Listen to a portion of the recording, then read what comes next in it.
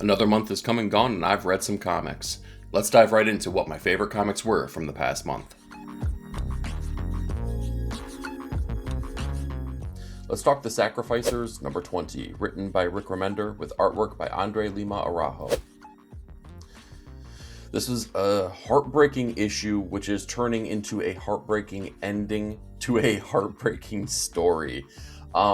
This is all about Pigeon, our main character, coming to the realization that the old ways didn't work, but also his new ways, the ways that he has fought his entire life to establish, well, guess what? They don't work either. And what's happening now is that his life has been so influenced by being a sacrifice that was meant to be made to the gods. He's using that to color every future decision that he's made here, up into including him being an old man and not willing to sacrifice anything for the well-being of the world itself. Now that he's kind of taken on the role that the gods did and just trying to make sure everything is working.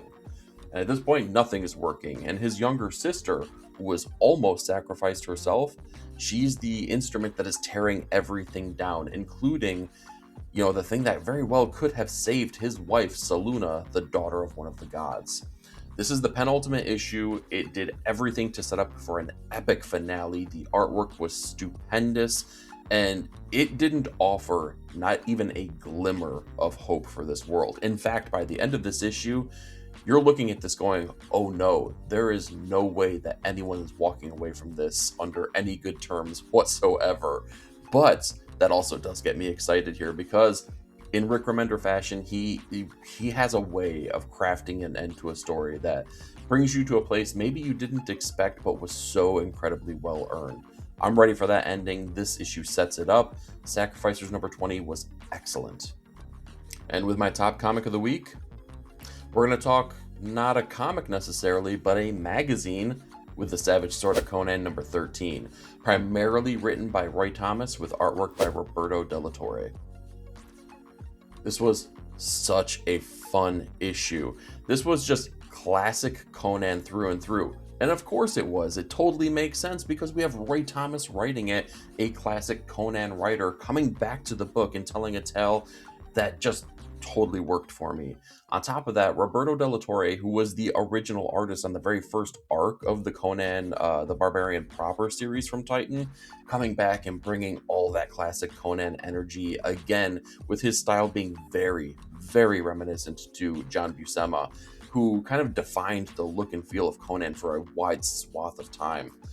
The story is all about Conan going on with this adventure, kind of reluctantly teaming up with another thief and, being on the run, basically, right? They're both on a job together. They realize that the prize isn't there. So now this entire kingdom is after them. And they come across, another band of thieves and a woman who they end up saving. But also, she then backstabs them. So they're after her. And everything just keeps kind of like snowballing one after another, up until the point where now Conan is a prisoner within the town where this woman originally came from, has to try to right the wrongs there. And, well, I'll leave the ending open-ended here because I want you to read this and experience it for yourself. But what I have to say is you get the newsprint of that magazine that totally fits with the older aesthetic of the storyline and the artwork here. Everything feels classic, everything feels bold, everything feels Conan. And that's what made this absolutely worthy of Top Comic of the Week. Let's talk Space Ghost number 10, written by David Pepose with artwork by Jonathan Lau. So in this issue, what we get is the Time Master, and they're basically going timeline to timeline, taking out each and every space ghost that could be available, and doing so in a brutal fashion. But when they get to our dimension, well, Space Ghost and Jan and Jace may have another thing coming for this character. This is just great, super heroic storytelling through and through. And I've said that each and every issue. Sometimes it rings more true than when it does previously. And that's one of these kind of scenarios.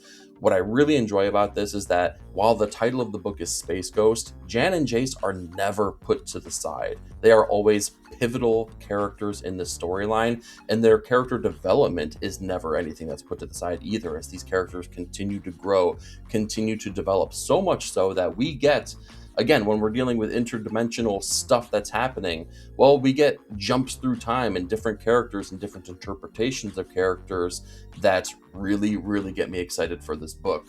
Jonathan Lau definitely delivers a grittier look at this character. When I think of Space Ghost, of course, I think of this great Alex Toth qualities, right, which were very simplistic, very minimalistic, but very clean. Jonathan brings a grittier look to the book here, and I think it fits perfectly with what David is doing with the narrative as well, because he's taking these properties and making them feel grounded and making them feel, I don't know, weighty, heavy, and it works so well as a companion piece here. Space Ghost was excellent here. It's a book that you can really jump onto almost at any point because we have a lot of mini arcs that take place. Pick an issue, jump in here. This might not be the best issue to jump in on, but if you did, I wouldn't blame you. This one was awesome. And with my top comic of the week, let's talk Die Loaded number 6, written by Kieran Gillen with artwork by Stephanie Hans. This is the end of the first arc of our sequel series to the property that is Die, and I have to say, it was a doozy. It was like a set them up and knock them down kind of issue. Now, what I will say about this is that you cannot go into this sequel series without having familiarity with the property of Die, the first 20 issues of the very first series, because if you go in blind, you're going to be lost. And if you are okay with that thing, sure, like dive in.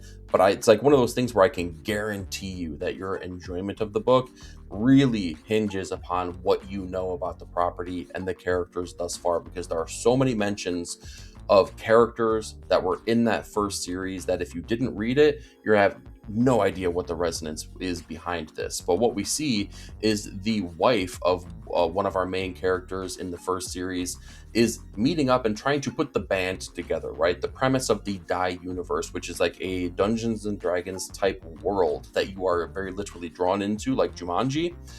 Well, you need the whole band together, and the only way to beat the game is to escape the game. And the only way to escape the game is for everyone to agree that they want to get out.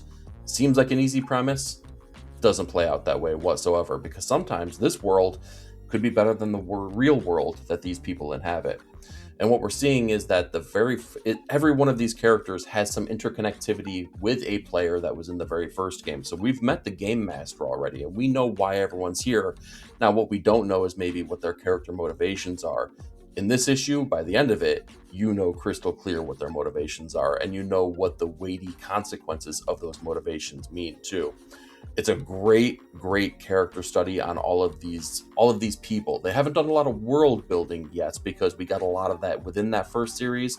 That's, again, another reason why you want to go back and read that, because now that you have that, well, you kind of understand everything that's going on in the world at this point here. Now, I can't wait to see where they take it from here, because I'll be honest, it's one of those end caps to an arc where I go, oh, how are they going to get out of this? Can they even get out of this? Have they changed the game here within the game? Time will tell on that, but that's the kind of book that makes it really, really special to read, because when you question everything, you have no idea what to anticipate moving forward, and that's the exact reason why this is the top comic of the week. Let's talk Ice Cream Man number 45, written by W. Maxwell Prince with artwork by Martin Morazzo. So we don't get very many Ice Cream Man books all that often anymore, because the team is working on a lot of different things, right? And that's great. Kudos to them for being able to take on other properties. But coming back to Ice Cream Man proper really always does get me excited. And I should have been, because this was a fantastic issue. This was exploring the idea that was very Hitchcockian in nature. It's almost like the movie Rear Window, where the man who has broken his leg is watching his neighbors and foresees a murder, but can't quite get the people to believe the things that are actually truly happening. He can't line everything up, even though he saw it with his own two eyes.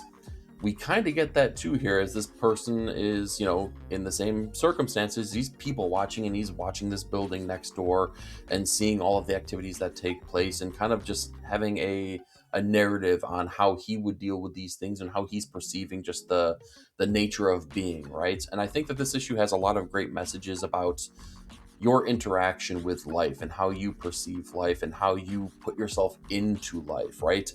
But in the same way of Ice Cream Man, it's not about kind of like a message about living your life as opposed to being a bystander, because that's the antithesis of what they're trying to say here. Is the horror of this issue is exactly about being a participant in that, because the horrendous acts that he is seeing, well, maybe there's more interconnectivity between that than he first realized. And in a great Ice Cream Man fashion, they also kind of flip the script on you again here. We've seen this with other things, particularly like the Ice Cream Man card set story that they delivered here too, where it draws you into the story a little bit. It makes you an active participant in a way that most books don't do. Ice Cream Man is a special book, right? If you're not reading this, if you're not a horror fan, first of all, don't worry about that. You should be reading that regardless, because this is one of the most inventive books that you will get through and through. This issue was definitely a standout issue as well. It really, really hit the high marks that I love about Ice Cream Man, and I gotta say, I'm ready for more frequently. And with my top comic of the week, let's talk Absolute Batman number 19, written by Scott Snyder with artwork by Nick Dragotta. So first and foremost, let's talk about that. Nick Dragotta's back on this book, man, and it excited me in such a big way. Love having him back on the book here, especially with an issue that is going to be as big as what we saw right here, which was two things. The introduction of a new villain, which was Scarecrow, which really kind of worked in a big bad way for me. I feel like it was just a tinge different than the main character that we get in DC proper. Just a tinge though, right? I feel like he's not trying to scare people in this universe so much as he's trying to manipulate those people through fear, and it works really, really well. Now, that's just one thing that they're toying with, all right? The other thing is that we get the introduction of the Robins in here. That's right, not Robin, but the Robins. And those Robins, they don't work for Batman, right? This is something that we're still kind of like working our way through, but we know that they're corporately funded. And who's got the most money in Gotham right now? That's right, the man in the white suit. So it was really cool to see what these Robins are going to be, what's behind their motivation, who the team is comprised of. It shouldn't be any surprises necessarily, but it's really cool to see how the juxtaposition between DC proper and Absolute, and how those two things are very, very different here. But on top of that, we also see that the Batman character has employed more people to help him out, as well as Harley and the Red Hood gang. They're definitely out there helping out Batman, as well as he has leaned fully into the notion of he is now Batman. Bruce Wayne is gone. That's not something that they're even going to be considering anymore. It is all Batman all the time. Pennyworth can kind of already see that there's going to be cracks in that plan, and I think that there's a big beat in this issue that is really going to drive that home as well here. If you've read the issue, you probably know what I'm talking about here. No spoilers yet, but let me tell you, I think it's something that was well earned in this universe, and it's something that hits in a big bad way as well. Absolute Batman, fantastic. I'm loving this series. It's just grown exponentially issue after issue for my enjoyment level. This brings it right back up there, so much so that this might be my favorite Absolute book now. Crazy fun on this one. That's what made this absolutely worthy of top comic of the week. Let's talk The Peril of the Brutal Dark, an Ezra Kane mystery number 3, written by Chris Condon with artwork by Jacob Phillips. This issue did everything I wanted for a classic noir detective style story, as I feel like it hit every single trope in the book. So Ezra has been found out, right? He was kind of sneaking and snooping in the previous issue, and he got knocked over the head, and he's been pulled in to the building that he was investigating, and everything is laid out on the table, right? He is talking to the main bad behind everything that he's investigating. He knows that he is there questioning the mystery of the person who has disappeared now that was working in the museum, albeit he finds out that this person is there of their own free will, supposedly. The other thing too is that I feel like we have the classic tropey villainous character of this time era, which happens to be the Nazis, and they work out really, really great here. Now, all the while, he escapes this because he has to just accept things for what they are. This person's there of their own free will, supposedly. He needs to continue his investigation. Well, he needs to lick his wounds a little bit, so he hits up the bar and happens to run into one of his girlfriends from the past, who happens to be a journalist who is looking out for her own best interest as well. So throughout him trying to kind of navigate those murky waters, maybe he's also slipped the Mickey as well. I feel like all the detective tropes are happening within this book, and it really kind of did so in a very earnest and, I don't know, classic feeling way, and I really love that about this story. The character of Ezra Kane just fits so well within this world. It's something that I feel like we don't get enough in modern day comics, but I'm definitely glad that we're getting it here. I can see this character just kind of moving forward through, a multitude of different mini series here. I hope that that's what they do, because I'm ready and primed for even more. And with my top comic of the week, let's talk In Your Skin #1, written by Aditya Bidikar with artwork by Samnath Pal. So this is the first time that I can use the name Aditya Bidikar with the writing credits, and I have to say, for a first-time writer, this was a really, really strong introductory issue. So what we get here is we have this girl who is obsessed with this Bollywood actress, so much so that it has really called into question all of the other relationships that she has in her life, with her family, with people that are close to her. And she seems like a very flawed, imperfect individual, so much so that it's almost hard to call her the protagonist of this story. She might be the catalyst for everything bad happening within the storyline. Time will tell on that, but this is a very clear body horror inspired kind of story, as the obsessive quality behind celebrity is really explored here, so much so that to want to be close within the gravity of this celebrity is almost like taking on their skin and wanting to become them more so than even idolizing them. And I think that's the idea that they're really kind of exploring here. Now, the artwork from Samnath Pal, who was previously working on a book I had really enjoyed previously, Crocodile Black. Man, I feel like the artwork really fits very strongly within the storyline. There is the melding and interweaving of, again, the body horror kind of nature, where we get a dreamlike sequence where it looks very Cronenberg-esque, but then later on in the book we also get a very real, very grotesque, very visceral look at that same kind of idea, but again, texturally very different. The artwork totally fits the narrative here. I'm really excited to see where they go from here. I'm very curious though to see who we're going to kind of like, I don't know, who we're going to see this world through their eyes. Is it going to be this main character? Is someone going to potentially save the day? Is that even something that we should be looking forward to? This is very horror driven, but also the person that we're watching this world through right now could be the person driving that horror. So it's really cool. In Your Skin #1 really surprised me and is absolutely worthy of top comic of the week. Let's talk The Sacrificers #21, written by Rick Remender with artwork by Max Fiumara. So we've come to the end of our series here, and I have to say, I feel like it was an incredibly worthwhile journey, and an ending that, while it feels a little bit fast-paced and we get to our ending very quickly, it's one that totally makes sense and offers, I don't know, maybe exploration for more down the path if and when we ever want to get there.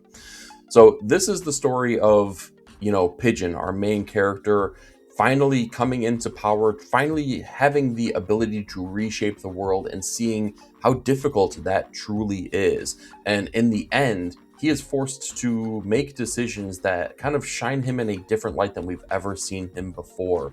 And in that way, I think that it shapes where the world eventually ends up going here, as he's forced to come to the realization of the decisions that he's made, right? Has he become the villain? It's kind of like that Batman line, right? You either die a hero or live long enough to see yourself become a villain. I feel like that harkens very true within this series. But there's also a chance, right? There's a glimmer of hope coming down the pipeline. There's a way that this world exists and matures and is, I don't know, something that can move forward here. Now, we don't see the same for all of our characters within this story, but we see how something can actually spring out of the worst possible circumstances. And I really like that about that series. I feel like Rick Remender is a guy that really brings ideas to the forefront. And one of the things that he wanted to do from the very onset of this series, at issue #1, he kind of said, hey, this is not a book about the characters and one path forward. This is about challenging, the perspective of the reader and looking at all the choices that are put forth between us and the hard decisions that need to be made. And in that way, it was incredibly effective. I loved this series. Can't wait for a nice big deluxe version of this to come out for a hardcover. Add that to the collection. Sacrificers was a really great ending to this really heartbreaking story, though. And with my top comic of the week, let's talk Zatanna #1, written and drawn by Jamal Campbell. I was incredibly surprised by this new premiere issue. So we had a mini-series from Jamal Campbell with Zatanna just last year, and in that way, it's a lot of the same. And what I said about that series previously was that there were a lot of strong points, but it kind of drug on a little bit too long, and there were some messy art beats. The artwork looked really great, the visual storytelling struggled for me a little bit. And I have to say, most of those things still carry forth here. We get the same experience that we got there, albeit I feel like the introduction and the story that they're placing out in front of us is so much more compelling. So Zatanna, the main character, has kind of like enlisted herself to be what is called the Prime Magus. She is basically the person who oversees all magical activity within possibly the universe within the DCU. And in that way, she's basically policing and navigating and trying to make sure that everything magical related is kind of held in check. And throughout this mission that she goes on, she's trying to track down this person who is infected/possessed with this entity, right? And kind of like you start to see the storyline and like her revelations of being the Prime Magus through the activities that are happening there. All the while, we have all of these really cool linkages to the events that happened in that first miniseries that happened last year as well, as we're going to be calling back into those events. But what we have here is, I feel like, a much more matured, much more ready and capable version of Zatanna than what we had in that previous one. And in that way, it makes me even more excited to see where she goes here. Again, artistically, super sound. Visual storytelling still struggles in some places. You're going to have to linger on these pages to make sure that you understand the flow of how they all work, but when you do so, it's so worthwhile. Again, this book took me by surprise, which really it shouldn't, because DC is killing it right now. This is a perfect example of that, and all the things that I said were perfect examples of why this is worthwhile of Top Comic of the Week.